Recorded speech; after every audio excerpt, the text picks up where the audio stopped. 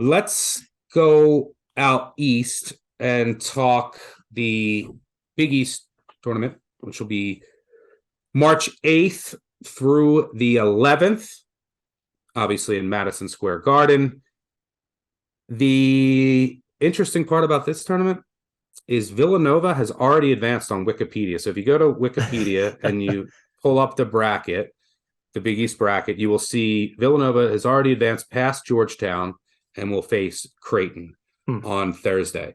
But anyway, as far as the odds are concerned, UConn is the favorite at plus 280. Marquette, who's the 1 seed, plus 290. Obviously, shop around. These can differ per book. The Creighton plus 340. Xavier plus 430. Villanova plus 800. Providence plus 1500. Hall plus 30 to 1. The home Johnnies 55 to 1. Then you're down in the dregs of Georgetown, DePaul, and Butler. The top 6 seeds get a bye here. That's Marquette, Xavier, Creighton, Villanova, UConn, and Providence. St. John's will take on Butler in the first round. Seton Hall will take on DePaul, and Villanova will take on Georgetown. The first thing I'll mention here is, look, Villanova. You might hear Villanova get a lot of love with the way that they're playing, and Justin Moore has returned, and he's really important as facilitator on that offense. He's a really good on-ball defender. But 8-1. I mean, they got to win 4 games in 4 days. Now, they play really slow. They have a decent bench. Like, they're not, trying to run up and down the court. But so they'll take on Georgetown first. You figure minus 12, 11, 12. If you just take that game, and then presumably they got to play Creighton, then Xavier, then UConn. If you assume that they were a pick in all 3 of those games at minus 11, which they're not going to be a pick. They were just plus 2 against UConn at home. If they were just a pick, toss up in all 3 of those games and then minus 11, 12 against Georgetown, a money line rollover would be 10-1. So do not take 8-1 of Villanova. And if you're not familiar with how a money line rollover works, you would just take a unit. And in the first game, say your unit was $100, you bet $100, risk $100 on Villanova money line against Georgetown, right? It's going to return pennies. But then you would take that 100 plus whatever you won and then put it on money line the next game, et cetera, et cetera. You only risk your original unit, and then by the time you're done, you want to kind of compare them. Now, there's also uncertainty. You could have a huge upset. You could have, St. John's make it to the final. But even so, you still are probably going to get better than the 8-1 that's out there. So that's the first thing that I'll say. The second thing that I'll say is, who do I want to attack here from fading? If you look over the past month, and this kind of illustrates, okay, Villanova's and they've been playing well. They just beat Creighton. But over the past month, which is 3 games into Justin Moore coming back, he kind of struggled, was rusty. Over the past month, per Torvik, UConn number 1 team in the country. Yep. Over the past 30 days. Creighton 16, Xavier 19, Marquette 35. Villanova's 48th. So it's not like they've been a top 20 team since then. John's 79, Hall 85, Providence 90th. Yeah. They've been the 90th best team over the past month. But, they're 15-1. What makes them potentially interesting, I hate that they go up against UConn. They did split with UConn in the regular season. I don't think it's a great matchup. But, we've seen Cooley make runs here before. Do you get an inspired effort from Providence after getting embarrassed on their home court by Seton Hall to close out the regular season? Because if they can beat UConn, right, Marquette could lose to St. John's. We've seen those games will be super high variance. We saw St. John's had a shot to win at Marquette this past weekend. So, can Providence get by UConn? Because if so, at 15-1, they're only going to win 3 games.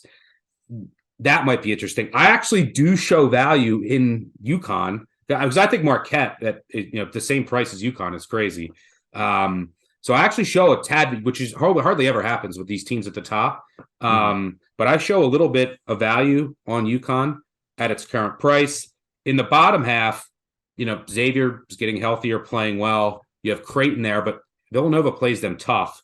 which makes me probably just toss them to the side. And then there's no value in Villanova. That's kind of how I see it from a broad perspective. Why don't you break it down from what you see?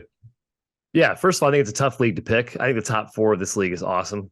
UConn, Marquette, Xavier, Creighton. I think all 4 teams can make runs in the tournament.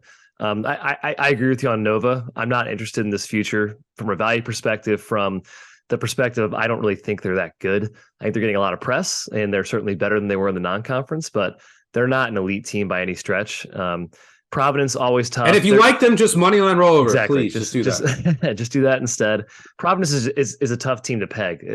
They're a wild card. They have a lot of talent. Bryce Hopkins, I mean, top end talent, and they have a great coach, and they're weird, and they really grind games out, and they're physical, and can definitely win in a tournament setting. But like you said, UConn, that first matchup's terrible for them. And this UConn team, they look like they did in Portland when they were dominating teams at the beginning of the season. I think they could be the best team in the country still. And that's scary. They have to get past Marquette, who can definitely throw some stuff at them. But I think they're good enough to do it. Game 2, they seem to figure it out against Marquette. The one that's kind of intriguing to me is Xavier at 5-1. That's assuming Zach Fremantle plays. I think he is going to come back for the Big East tournament. They were borderline top 10 in the country when he was in the lineup. They have beaten Creighton. They've gotten past them before. If he's back, they're the best shooting team in the conference, and they're much better on defense with him in the game. So that could be a little bit of value, Xavier. But again, it's tough to emphatically say they're going to beat Creighton, who's another team I frankly just like. So I guess I go UConn if I had to choose a team in here, based on what the prices are on the market. Yeah, I mean, Xavier's really. I mean, the other thing that I talked about this with Maddie in our previous episode. If you haven't listened to that, make sure you check that out. We were talking Pac-12, and like Utah got healthier over the weekend, but it's like one game. Xavier, Fremantle hasn't come back yet. In his absence, their guards are playing really, really well, and maybe New York City turns into a boom town. I heard that announcer say that the other day. I love that line. But Fremantle, if he comes back, is he, you got to assimilate him back in the lineup. Is he going to, how many minutes does he get? He hasn't played yet. He hasn't played since January 28th. Because I agree that the upside with him fully assimilated into the lineup is huge. But is he going to be that? Is he going to play full minutes? Mm-hmm. Is there going to be some rust? Is there conditioning? I don't know. They have looked good without him, though, to your point. In those 9 games he missed, they lost 3 of them. Combined 4 points they lost by in those 3 games. So they haven't exactly gotten killed by any means. One of them was Butler, bad loss, but they shot horribly. So they're a couple possessions away from 9-0 without Fremantle in the lineup, who is arguably behind Boom, their most impactful player. Yeah. Yeah. My strategy for this, because I'm looking to fade Marquette. Marquette at the current price, I think is pretty crazy. Just from where I have them rated, I don't think they match up well with UConn. I think UConn could just dominate. Too big. At the rim. So maybe, I show some value on UConn.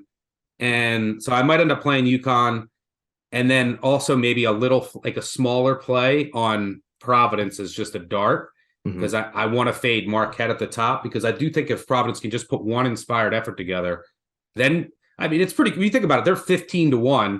They got to win one fewer game than Villanova, and they have an easier path overall than Villanova. And Villanova's at 8-1. And it's, look, Georgetown stinks, but it's not a gimme. It's not like you're playing Stony Brook. Georgetown still has a lot of talent. They never can put it together, but it's not out of the realm that Georgetown wins that game, right? And we've seen Ewing win a Big East tournament before, right? He's done it. Yeah, so we'll see if Georgetown can have some renewed life here, because they have a talented backcourt, and Nova plays slow. It's not like that's a 100% given for Nova to advance. So, I'm going to call. I think UConn is playing way too well right now. So I'm going to call UConn wins this thing. But if you want to take a dart or a flyer, I don't hate Providence because basically you're just betting, can they put it together for one game against UConn?